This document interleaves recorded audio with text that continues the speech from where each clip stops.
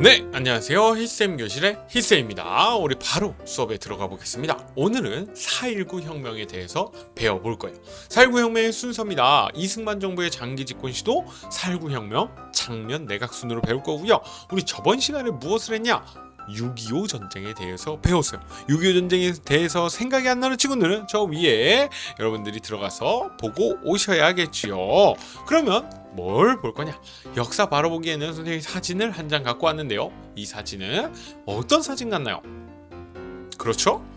딱 보니까 상당히 어린 나이 학생들이요. 그것도 초등학생 같습니다. 이 초등학생이 뭔가 시위를 하고 있는데요. 플랜카드를 봅시다. 부모 형제들에게 송뿌리를 대지 말라라고 써 있어요. 송뿌리가 뭐냐? 잘렸는데요. 총뿌리입니다.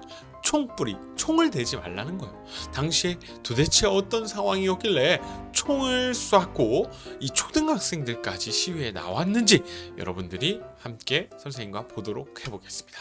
이승만 정부의 장기 집권 시도입니다. 첫 번째, 발췌개헌이라는 것이 나오는데요. 1952년은요. 밑에 보면 6.25 전쟁 중간이에요.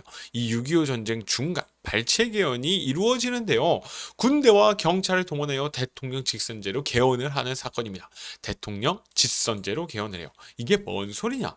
여러분들 우리가 기억해야 될 건 이승만이 언제 대통령이 됐냐? 이승만이 1948년 제헌국회에서 대통령으로 뽑아줍니다. 제헌국회에서 대통령을 뽑아줘요. 임기는 4년입니다. 그리고 중임 제한. 그래서 2번까지 할 수 있어요. 근데 제헌국회는요, 특이하게 2년만 했습니다. 제헌국회는 2년의 임기가 정해져 있었어요. 헌법을 만드는 게 주된 임무였기 때문이죠. 그래서 2년 후인 1950년 전쟁이 터지기 바로 한 달 전 5월 달에 총선이 진행돼요. 여기서 당선된 국회의원들이요, 이승만에 대해서 상당히 불호의적이었어요. 호의적이지 않았어요. 그래서 이승만이 봤을 때, 야, 이거 내가 다시 대통령 되기는 어렵겠구나 생각을 했겠죠. 그래서 전쟁 중에 개헌을 시도하는데 그게 바로 발췌개헌입니다. 문제는 이 개헌이 조금 강제적으로 이루어졌다는 겁니다. 군대와 경찰을 동원해서 국회의원들을 겁박하고 조금 강제적으로 해서 개헌을 통과시켜요. 그래서 이제 대통령 직선제로 바꿔요. 국회의원들이 뽑는 걸 간선제라고 하는데 이제 대통령 직선제, 국민들이 직접 뽑는 걸로 바꿨다는 거죠.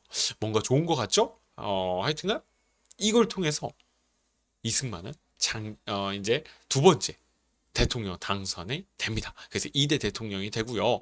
그러고 나서 2년 후에 전쟁이 끝나고 나서죠, 4.4.5.입 개헌을 합니다. 4.4.5.입 개헌, 초대 대통령에 한해서 중임 제헌을 없애는 개헌입니다. 원래는 중임, 그러니까 2번만 할 수 있는데요, 초대 대통령만 계속해서 할 수 있겠다라는 게 바로 이 개헌의 핵심이에요. 장기 집권의 토대를 마련하는 거죠. 딱 봐도 말이 안 되잖아요. 근데 이 개헌이 어떻게 통과가 됐냐? 말 그대로 4.4.5.입입니다. 4.4.5.입이 뭔 소리냐? 4는 죽이고 5는 살린다는 뜻으로 여러분들이 수학에서 배운 반올림의 개념이라고 보시면 돼요. 왜 이 반올림의 개념이 헌법에 들어가냐? 헌법에 들어가는 게 아니고 헌법을 통과시키는데 적용됩니다. 당시 국회의원이 203명이었어요. 이 203명 중에 3분의 2가 동의를 해야 돼요. 3분의 2면 135.333 이렇게 나오는데요. 135.333 이상이 동의해야 되면 사람이기 때문에 136명이 동의를 해야 맞습니다. 136명이 동의를 해야 돼요. 근데 드라마같이 찬성 인원이 135명이 나와요. 기가 막히죠? 한 명 차이로 이게 안 돼요. 그래서 이 개헌은 통과되지 않는다라고 선포를 해요. 근데 바로 하루 이틀 만에 4.4.5.입이라는 논리를 내세웁니다.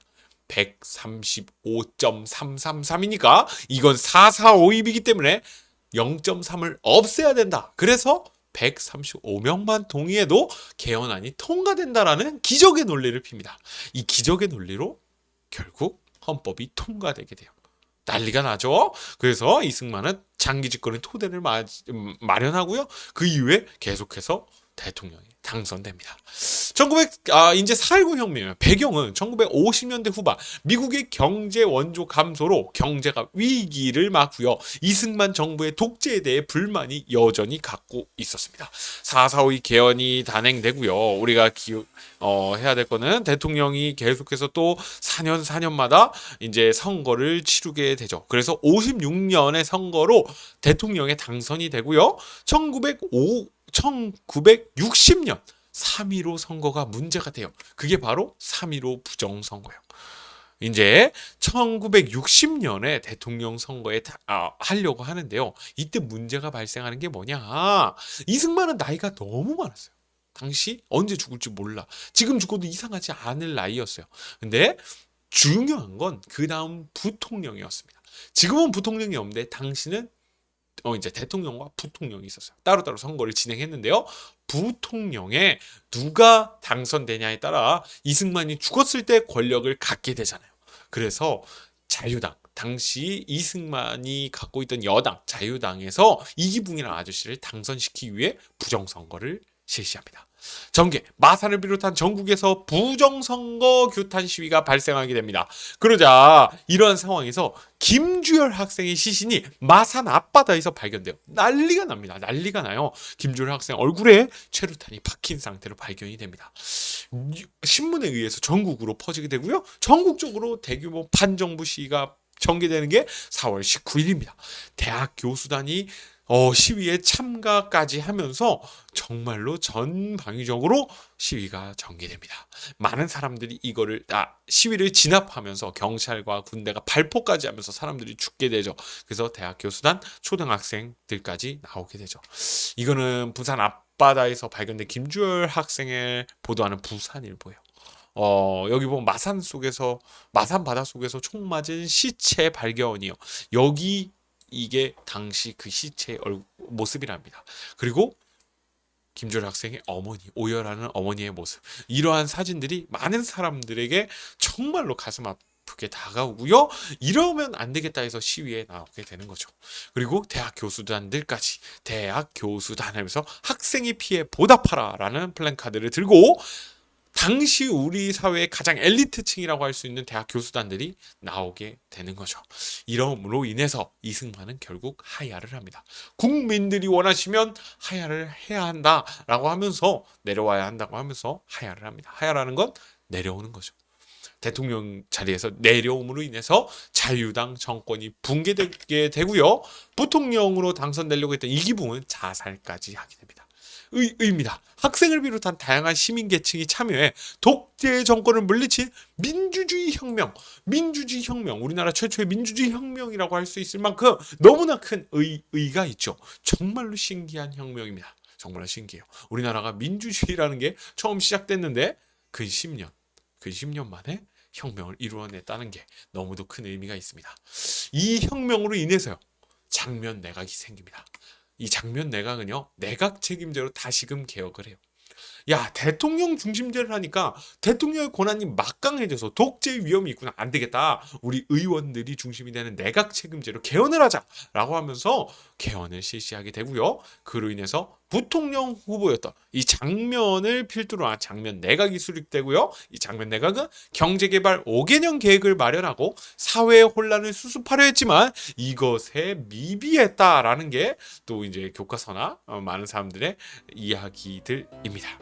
이러한 것들까지 하고요. 우리 다음 시간에는 내각 책임제, 이 장면 내각을 때려잡고 나타나는 박정희에 대해서 보도록 하겠습니다. 댓글 이벤트입니다. 왜 권력자가 장기 정권을 시도할까요? 왜 권력자는 도대체 장기 집권을 시도할까요? 보면 우리 역사에 많은 장기 집권을 시도했던 대통령들이 있습니다. 왜 그럴까? 자신의 생각을 한번 적어보면 좋을 것 같습니다. 그러면요, 여러분들 너무 고생 많았습니다. 우리 이 이승만 정권에 대해서, 이 4.19 혁명에 대해서 수업 시간에 어떻게 다룰지 기대하면서요. 우리 다음 시간에 만납시다. 그러면 안녕.